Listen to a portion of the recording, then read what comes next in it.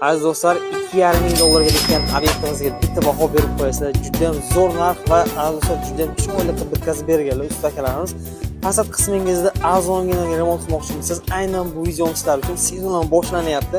Usta akalar juda ham zo'r va arzon narxga bitkazib berishadi fasad qismlaringizda.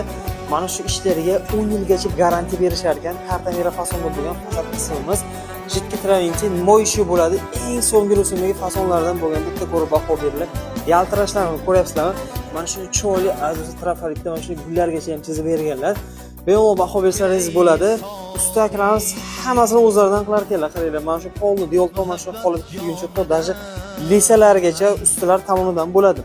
1 kvadrat metrini 10 dollardan urib berishar ekan. Buni ichiga hammasi.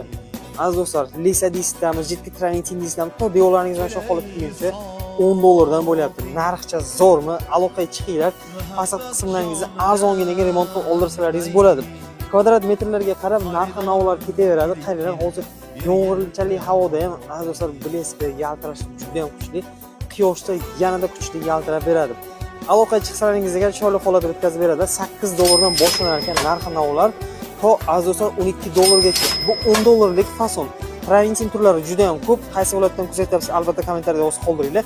12 ta viloyat bo'yicha xizmatlar bor. Aziz do'stlar, zo'r narxga fasad qismlaringizdan remont qilsalaringiz bo'ladi.